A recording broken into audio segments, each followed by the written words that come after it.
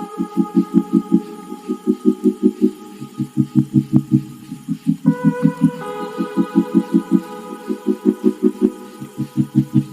Friends, कैसे हैं आप लोग। आशा करता हूं अच्छे होंगे। तो आज हम लोग कंटिन्यू करेंगे बिहार दरोगा special practice set number 2। Practice set number 1 जो था वो हम लोग पिछले वीडियो में कंप्लीट कर चुके थे। आज हम लोग इस वीडियो में कवर करेंगे प्रैक्टिस सेट नंबर 2। और कृपया जो भी इस चैनल पे नए हैं सब्सक्राइब कर दें, लाइक कर दें, बेल आइकन दबा दें और अलग अलग स्टडी रिलेटेड ग्रुप में शेयर कर दें। और इसमें आपको 50 क्वेश्चन जो है वो जीके का फुल डिस्कशन के साथ कराया जाएगा। तो कृपया इस वीडियो को लास्ट तक बने रहें। तो आते हैं हम लोग फर्स्ट क्वेश्चन की ओर। पहला क्वेश्चन है, भारत में लोकतंत्र इस तथ्य पर आधारित है कि भारत में लोकतंत्र जो है इस तथ्य पर आधारित है कि इसका ऑप्शन देखते हैं। फर्स्ट दिया है जनता को मौलिक अधिकार प्रदान किए गए हैं, ये नहीं होगा।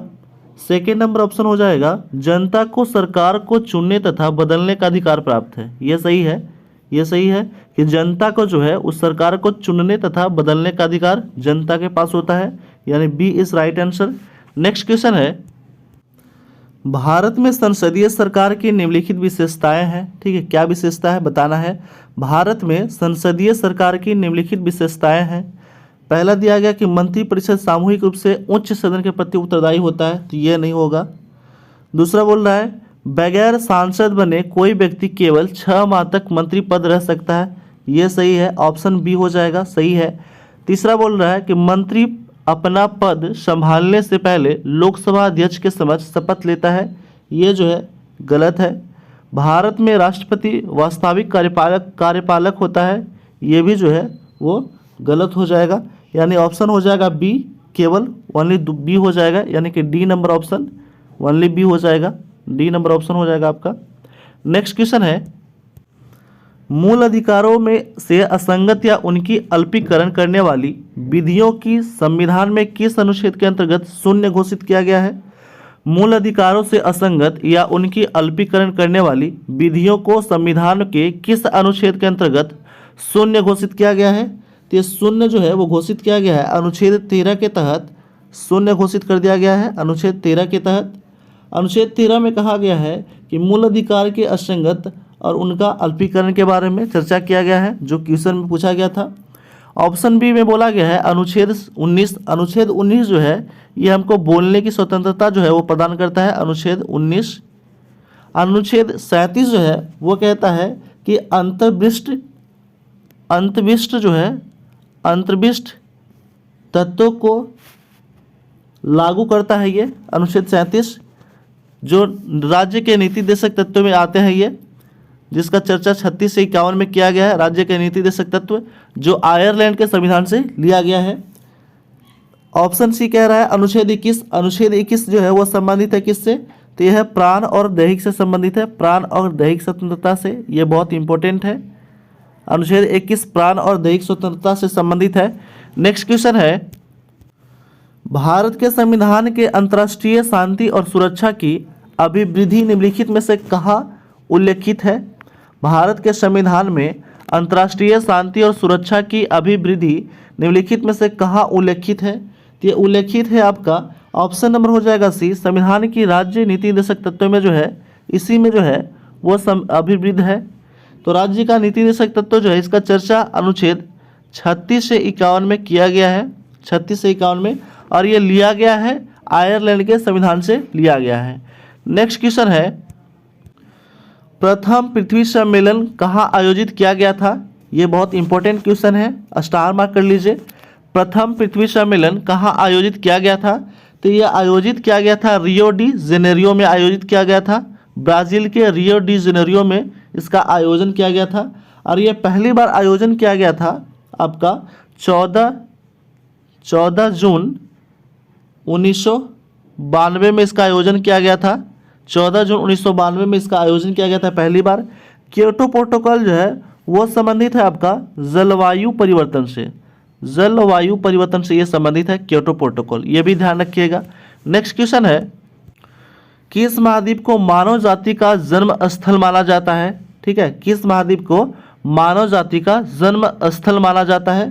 तो ये जन्म स्थल माना जाता है अफ्रीका महाद्वीप को मानव जाति का जन्म स्थल माना जाता है। और अफ्रीका में जो है वो कुल टोटल जो है वो 54 देश हैं। टोटल कितने देश हैं? 54 देश है इसमें। यूरोप महाद्वीप में जो है टोटल 50 देश हैं। एशिया महादेश में जो है सबसे बड़ा महाद्वीप एशिया महादेश है, जिसमें टोटल 48 देश हैं। नेक्स्ट क्वेश्चन है, अगला क्वेश्चन, प्रमुख पर्वत और उसके सर्वोच्च बिंदु का सही मिलान कौन नहीं है? कौन जो है वो सही मिलान नहीं किया गया है, ये आपको देखना है। तो पहला है ऑप्शन कि हिमालय जो है, हिमालय का ऊंची चोटी जो माउंट एवरेस्ट है, ये सही है। रॉकी जो है, रॉकी पर्वत, उत्तरी अमेरिका का रॉकी पर्वत, इसका सर्वोच्च चोटी माउंट मैरी एल्बर्ट है, ये भी सही है। तीसरा है एंडीज पर्वत, एंडीज पर्वत का सर्वोच्च चोटी माउंट एकांक गुआ है, ये भी सही है। ऑप्शन नंबर हो जाएगा डी हो जाएगा, ये जो है मिलान गलत है। आल्प्स का एल्ब्रुस सर्वोच्च चोटी नहीं होता है, इसका सर्वोच्च चोटी जो होता है वो होता है माउंट ब्लैंक होता है, ब्लैंक। नेक्स्ट क्वेश्चन है, निम्न में से कौन सा ग्रह बिना उपग्रह का है? निम्न में से कौन सा ग्रह जो है वो बिना उपग्रह का है, जिसका कोई भी उपग्रह नहीं है, या कृत्रिम या प्राकृतिक कोई भी उपग्रह नहीं है? तो इसका आंसर हो जाएगा आपका सी नंबर 1 और 4, शुक्र और बुध जो है इसका कोई भी उपग्रह नहीं है। मंगल का जो है 2 उपग्रह है, फोबोस और डिमोस, जो सबसे छोटा जो है वो डिमोस उपग्रह है। वरुण का जो है वो टोटल जो है वरुण का 14 उपग्रह है। नेक्स्ट क्वेश्चन है, ग्लोब पर किसी वृत्त को बृहत वृत्त कहा जाता है? ग्लोब पर किस वृत्त को बृहत वृत्त कहा जाता है? तो बृहत वृत्त कहा जाता है विषुवत रेखा को, बृहत वृत्त के रूप से जाना जाता है। कर्क रेखा किसको कहते हैं? तो ग्लोब पर जो है ये ग्लोब पर ये जो है इसको हम लोग विषुवत रेखा, ये जो है विषुवत रेखा है या भूमध्य रेखा भी कहते हैं इसको। ये जो है कर्क रेखा किसको कहते हैं? तो इसको नॉर्थ में 23.5 डिग्री, नॉर्थ को हम लोग कहते हैं कर्क रेखा, और साउथ को कहते हैं 23.5 डिग्री जो साउथ होता है, 23.5 डिग्री जो साउथ होता है उसको हम लोग कहते हैं मकर रेखा कहते हैं। नेक्स्ट क्वेश्चन है, यूएसए के राज्य में सिलिकॉन वैली अवस्थित है? यूएसए के किस राज्य में सिलिकॉन वैली अवस्थित है? तो सिलिकॉन वैली जो है कैलिफोर्निया में अवस्थित है, कैलिफोर्निया में। नेक्स्ट क्वेश्चन है, इलेक्ट्रोमैग्नेटिक तरंग किससे कैसे बनती है? इलेक्ट्रोमैग्नेटिक तरंगें जो है वो कैसे बनती है? तो वो बनती है फोटोन की गति के कारण, फोटोन की गति के कारण जो है इलेक्ट्रोमैग्नेटिक तरंगें बनती है। नेक्स्ट क्वेश्चन है, संगोल की संधि जो था वो कब हुआ था? संगोल की संधि कब हुआ था? तो संगोल की संधि हुआ था 14 जनवरी 1750 में हुआ था। 14 जनवरी 1750 को संगोल की संधि होता है, किसके किसके बीच में? तो मराठा छत्रपति राजाराम द्वितीय के, राजाराम द्वितीय और बालाजी बाजीराव के बीच में ये संधि होता है। नेक्स्ट क्वेश्चन है, सूची 1 और सूची 2 को सुमेलित करना है, ठीक है, सूची 1 और सूची 2 को सुमेलित करना है, तो सुमेलित करते हैं हम लोग। रक्त जो है ऑस्मोटिक दबाव स्थापित करता है, रक्त प्लाज्मा ऑस्मोटिक दाब स्थापित करता है। एल्बुमिन जो है रक्त प्लाज्मा जो है ये हल्के पीले रंग का होता है, ये मिस्टेक हो गया था, रक्त प्लाज्मा जो है वो हल्के पीले रंग का होता है। एल्बुमिन जो है, एल्बुमिन का कार्य है ऑस्मोटिक दाब स्थापित करना, एल्बुमिन का कार्य ऑस्मोटिक दाब को स्थापित करना। ग्लोब्यूमिन का कार्य जो है वह है संक्रामक रोगों से रक्षा करना होता है, ग्लोब्यूमिन का कार्य है संक्रामक रोगों से रक्षा करना। और फाइब्रिनोजेन का कार्य जो होता है वो रक्त को अष्टकंदन करना या जमने में सहायता करना होता है। यानी कि हो जाएगा इसका ऑप्शन नंबर जो हो जाएगा वो 1 हो जाएगा, फर्स्ट ए हो जाएगा। मिला लीजिएगा, देख लीजिएगा आप लोग वीडियो को रिमाइंड करके। नेक्स्ट क्वेश्चन है, भारत के सर्वोच्च न्यायालय का मूल अधिकार क्षेत्र निम्नलिखित में से कौन है? भारत के सर्वोच्च न्यायालय का मूल अधिकार क्षेत्र जो है वो निम्नलिखित में से कौन है? तो इसका ऑप्शन हो जाएगा बी, भारत सरकार और एक या अधिक राज्यों के बीच विवाद, ये जो है सर्वोच्च न्यायालय का मूल अधिकार क्षेत्र में आता है। भारत सरकार और एक या अधिक राज्यों के बीच जो विवाद होता है वो मूल अधिकार के अंतर्गत आता है। नेक्स्ट क्वेश्चन है, किस राज्य में अधिकतम कितने समय अवधि तक राष्ट्रपति शासन लागू रह सकता है? किसी राज्य में अधिकतम जो है वो कितने समयावधि तक राष्ट्रपति शासन लागू रह सकता है? तो यह अधिकतम जो है वो 3 वर्षों तक शासन लागू रह सकता है। राष्ट्रपति की चर्चा जो है वो आर्टिकल 52 में किया गया है, आर्टिकल 52 में। नेक्स्ट क्वेश्चन है, चेलना एवं बिंबिसार के विवाह का विवरण जो है वो किस में मिलता है? चेलना एवं बिंबिसार का विवरण जो है वो किस में मिलता है? तो मिलता है ललित विस्तार में मिलता है। चेलना और बिंबिसार के विवाह का विवरण मिलता है ललित विस्तार में। नेक्स्ट क्वेश्चन है, एकमात्र बौद्ध सभा जिसका आयोजन बिहार में नहीं किया गया था। एकमात्र बौद्ध सभा था, बौद्ध संगीति था जिसको कहते हैं, उसका आयोजन बिहार में नहीं किया गया था, तो वो था चतुर्थ बौद्ध संगीति। इसका आयोजन जो था वो कुंड लवन में किया गया था। कुंड लवन में इसका आयोजन किया गया था। और ये कुंड लवन कहाँ है? तो ये जम्मू एंड कश्मीर में है, जम्मू एंड कश्मीर में। और इसका आयोजन जो था वो प्रथम शताब्दी ईसा पूर्व में किया गया था, ईस्वी में किया गया था। पहला जो वो आयोजन किया गया था वो राजगृह में आयोजित किया गया था, राजगृह में। दूसरा आयोजन किया गया था वैशाली में, आपका वैशाली में। तीसरा आयोजन किया गया था आपका पाटलिपुत्रा में, पाटलिपुत्रा में आयोजित किया गया था। नेक्स्ट क्वेश्चन है, भारत में हीरा धारण करने वाला क्षेत्र कौन सा रॉक सिस्टम है? भारत में हीरा धारण करने वाला क्षेत्र कौन सा रॉक सिस्टम है? तो यह है विंध्य क्रम के जो चट्टान है या रॉक, जिसको रॉक इंग्लिश में कहते हैं, वो विंध्य क्रम के चट्टान में जो है या रॉक में हीरा जो धारण करने का क्षेत्र है ये। नेक्स्ट क्वेश्चन है, प्रथम जैन महासभा का आयोजन कहाँ किया गया था? प्रथम जैन महासभा का आयोजन जो था वो कहाँ किया गया था? तो वो पाटलिपुत्रा में किया गया था। प्रथम जैन महासभा का आयोजन ये कब किया जाता है? तो ये 300 BC में किया जाता है, ईसा पूर्व में।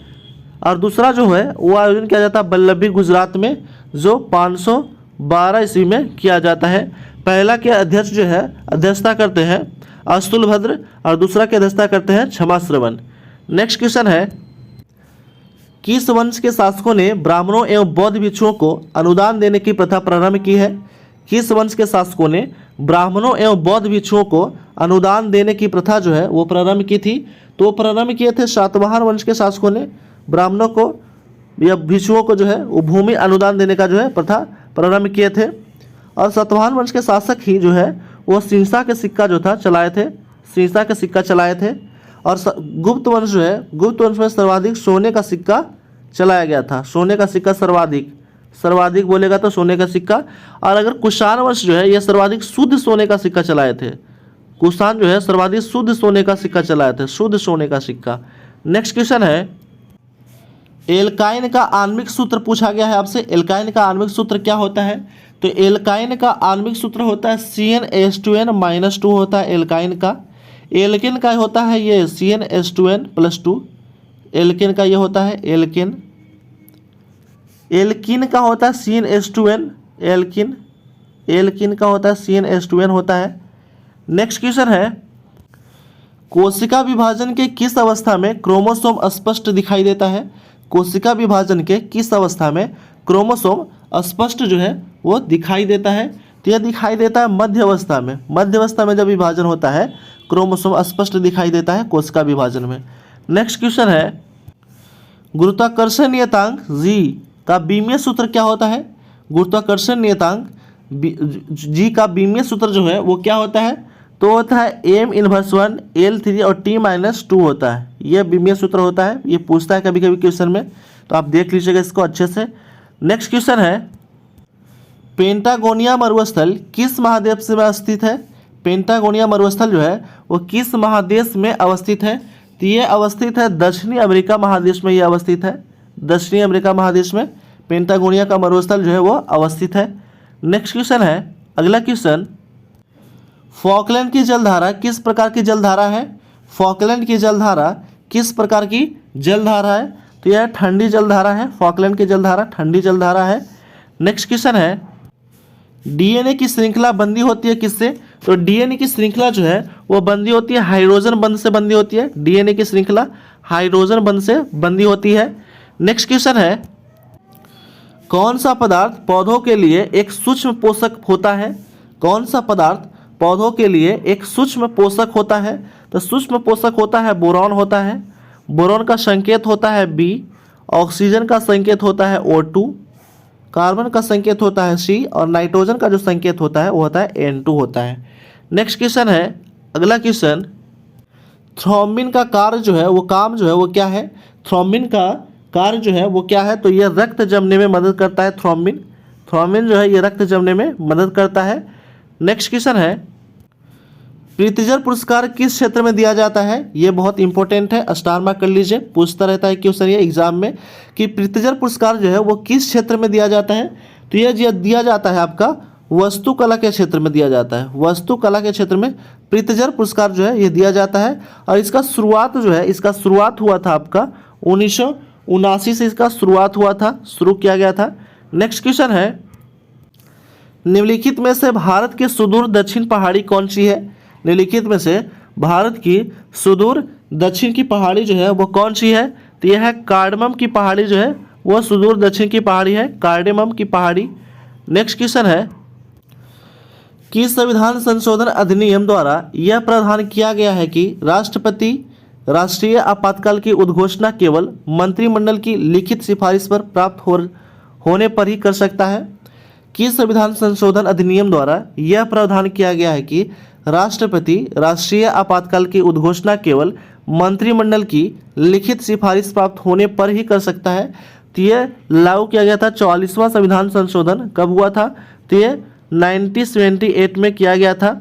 और इसी के तहत जो है 44वां संविधान संशोधन के तहत ही संपत्ति के अधिकार को, संपत्ति के जो है मूल अधिकार से हटा करके कानूनी अधिकार कर दिया गया था। और इसको रखा गया था 300 के ए या क में रखा गया है इसको, संपत्ति के अधिकार को। नेक्स्ट क्वेश्चन है, नाबार्ड की स्थापना किस समिति के संस्तुति पे किया गया था? नाबार्ड की जो स्थापना था वो किस समिति के संस्तुति पे किया गया था? तो ये किया गया था शिवरमन समिति के सिफारिश पे जो था ये नाबार्ड की स्थापना किया गया था। ये भी बहुत इंपॉर्टेंट है, स्टार मार्क कर लीजिए इसको।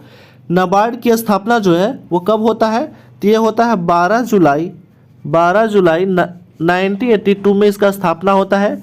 और नाबार्ड का फुल फॉर्म भी कभी कभी पूछ लेता है, तो इसका फुल फॉर्म होता है national bank for agriculture and rural development होता है इसका फुल फॉर्म। नेक्स्ट क्वेश्चन है, सूची 1 और सूची 2 को सुमेलित करना है। सूची 1 और सूची 2 को सुमेलित करना है। बालू मक्खी जो है, बालू मक्खी से कौन सा बीमारी होता है काटने से? तो बालू मक्खी से काटने से होता है आपका काला जार होता है। मादा क्यूलेक्स मच्छर को काटने से फलेरिया होता है। मादा क्यूलेक्स मच्छर को काटने से फलेरिया होता है। घरेलू मक्खी जो है उसको, उससे क्या फैलता है, कौन सी बीमारी होती है? तो ये हैजा होता है। और मादा एनाफिलिस मच्छर से क्या होता है? तो मादा एनाफिलिस मच्छर से होता है आपका मलेरिया होता है। तो आप ध्यान रखिएगा, एक बार फिर से रिपीट कर लेते हैं। बालू मक्खी से क्या होता है? काला जार होता है। मादा क्यूलेक्स मच्छर से काटने से फलेरिया होता है। घरेलू मक्खी को काटने से या घरेलू मक्खी के द्वारा जो है हैजा होता है। और मादा एनाफिलिस मच्छर के द्वारा मलेरिया होता है काटने से। नेक्स्ट क्वेश्चन है, किस वायसराय के कार्यकाल के दौरान श्वेत विद्रोह हुआ था? किस वायसराय के कार्यकाल के दौरान श्वेत विद्रोह हुआ था? तो ये हुआ था आपका लॉर्ड रिपन के कार्यकाल के दौरान जो है श्वेत विद्रोह हुआ था। नेक्स्ट क्वेश्चन है, कांग्रेस नेताओं द्वारा मॉन्टेग्यू चेम्सफोर्ड रिपोर्ट की निंदा करने पर कई नरमपंथियों ने पार्टी छोड़कर निम्न में से कौन सी पार्टी का गठन किया? कांग्रेस नेताओं द्वारा मॉन्टेग्यू चेम्सफोर्ड रिपोर्ट की निंदा करने पर कई नरमपंथियों ने पार्टी छोड़कर निम्न में से कौन सी पार्टी का गठन किया था? तो यह पार्टी का गठन किए थे Indian national liberal federation. Indian national liberal federation का गठन किए थे। स्वराज पार्टी की स्थापना कब होता है? तो यह स्वराज पार्टी की स्थापना होता है 1 जनवरी 1923 में होता है, यानी कि 1923 में होता है इसका स्थापना। इंडिपेंडेंस फेडरेशन ऑफ इंडिया की स्थापना होता है आपका 1965 में। और इंडियन फ्रीडम पार्टी की स्थापना होता है 1959 में होता है, 1959 में। नेक्स्ट क्वेश्चन है, निम्नलिखित में से किसने वर्नाक्युलर प्रेस एक्ट निरस्त कर दिया था, यानी कि हटा दिया था? निम्नलिखित में से किसने वर्नाक्युलर प्रेस एक्ट जो था उसको निरस्त कर दिया था? तो निरस्त करने का कार्य जो है वो लॉर्ड रिपन किया था। लॉर्ड रिपन, इसका कार्यकाल था 1880 से लेकर के 84 तक। 1880 से 84 तक इसका कार्यकाल था, 84 तक, 1884 तक। लॉर्ड कर्जन जो था, लॉर्ड कर्जन का कार्यकाल जो था वो 1899 से 1905 तक था। नेक्स्ट क्वेश्चन है, रामोसी आंदोलन भारत के किस भाग में हुआ था? रामोसी आंदोलन जो है वो भारत के किस भाग में हुआ था? तो ये हुआ था पश्चिमी तट पे हुआ था रामोसी आंदोलन। ये कब हुआ था? तो ये हुआ था आपका 1822 में हुआ था, रामोशी आंदोलन 1822 में। नेक्स्ट क्वेश्चन है, रॉलेट एक्ट पर विचार के लिए कांग्रेस विशेष अधिवेशन बुलाया गया, इसके अध्यक्ष कौन थे? रॉलेट एक्ट पर विचार के लिए कांग्रेस का एक विशेष अधिवेशन बुलाया गया, इसके अध्यक्ष कौन थे? तो इसके जो अध्यक्ष थे वो थे आपका हसन इमाम थे, इसका अध्यक्ष हसन इमाम थे इसका अध्यक्ष। नेक्स्ट क्वेश्चन है, तैमूरलंग का आक्रमण भारत पे कब हुआ था? तैमूरलंग का आक्रमण जो है वो भारत पे कब हुआ था? तो भारत पे आक्रमण जो था ये किया था तैमूरलंग, ये 1398 ईस्वी में किया था, दिल्ली पे आक्रमण किया था तैमूरलंग। नेक्स्ट क्वेश्चन है, हड़प्पा सभ्यता के किस स्थल से घोड़े की मूर्तियां मिली है? हड़प्पा सभ्यता के किस स्थल से घोड़े की मृण मूर्तियां मिली है? तो वो मिला है रंगपुर से मिला है, रंगपुर से घोड़े की मृण मूर्तियां मिली है। नेक्स्ट क्वेश्चन है, वैदिक काल में सोम देवता को किससे संबंधित माना जाता था? वैदिक काल में सोम देवता को किससे संबंधित माना जाता था? तो यह माना जाता था वनस्पति की देवता को संबंधित माना जाता था, सोम देवता को।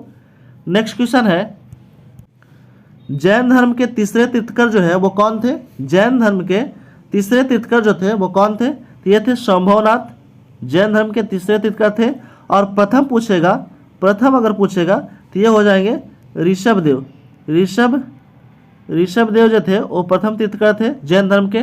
नेक्स्ट क्वेश्चन है, किस सुल्तान के काल में खालसा भूमि अधिक पैमाने पर विकसित हुआ? किस सुल्तान के काल में खालसा भूमि अधिक पैमाने पर विकसित हुआ था? तो विकसित हुआ था अलाउद्दीन खिलजी के समय खालसा भूमि जो है वो अधिक पैमाने पर विकसित हुआ था। नेक्स्ट क्वेश्चन है, अगला क्वेश्चन, तबकात ए नासरी के लेखक कौन थे? ठीक है, तबकात ए नासरी के लेखक जो थे वो कौन थे? तो वो थे मिन्हास उस सिराज जो थे, तबकात ए नासरी पुस्तक के लेखक है मिन्हास उस सिराज। नेक्स्ट क्वेश्चन है, हीमोसाइटोमीटर का प्रयोग किसके लिए किया जाता है? हीमोसाइटोमीटर का प्रयोग जो है वो किसके लिए किया जाता है? तो किया जाता है रक्त की कोशिकाओं की गिनती के लिए किया जाता है। ये भी बहुत इंपॉर्टेंट क्वेश्चन है।